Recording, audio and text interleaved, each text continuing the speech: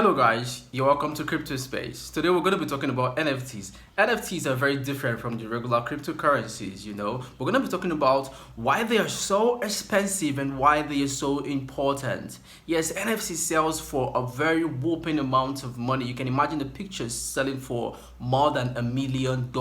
Now you can imagine that, yeah? And you as well can actually have your own NFT, and who knows, yours can sell, yours can even be the highest sold in the world. Yeah, it's possible. Well, stick around, I'll run you through what NFT is. I'm Chumba Augustine.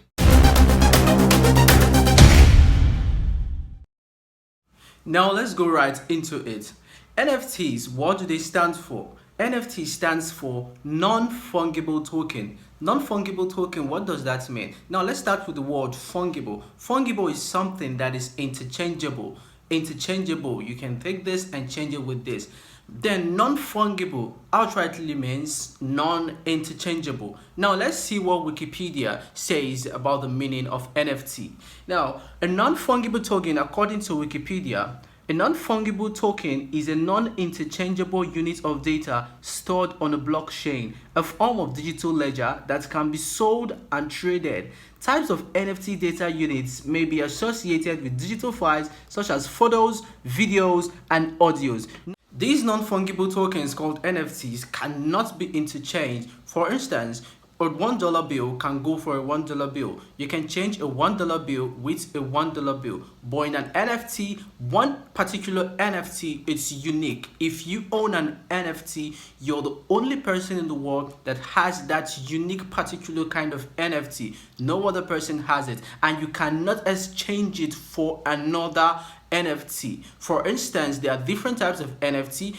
Ape NFT will have the APH, will have the board APH, will have the Beeple, will have the Punk, the Crypto Punk. Now you cannot change these ones, you cannot switch them, not at all. Now even the board APH, there are different type of ape NFTs. You still cannot change them. They are totally interchangeable. Now that is the good part of it. When you own an NFT, you're the only one owning it. Now what does this say? How does this help artists? How does this help musicians, and how does this help people who have their intellectual materials out there? Now this goes a long way to curb piracy. Yes, it does curb piracy, and it does reduce a whole lot of illegal activity in publishing and duplicating materials that don't belong to some persons, thereby making the original owners not to make much money from it. Now this gives the artists total control over their work. Now when they make their NFT, they sell it. And why do NFTs cost so much? Well, an NFT doesn't cost so much if nobody wants to pay so much for it. Now that is one thing you have to understand. An NFT, a very good looking NFT, might cost nothing if anybody doesn't want to pay anything for it.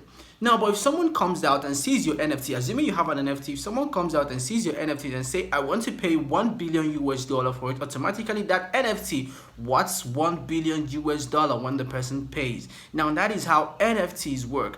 And you can over time sell that $1 billion NFT much more higher than $1 billion.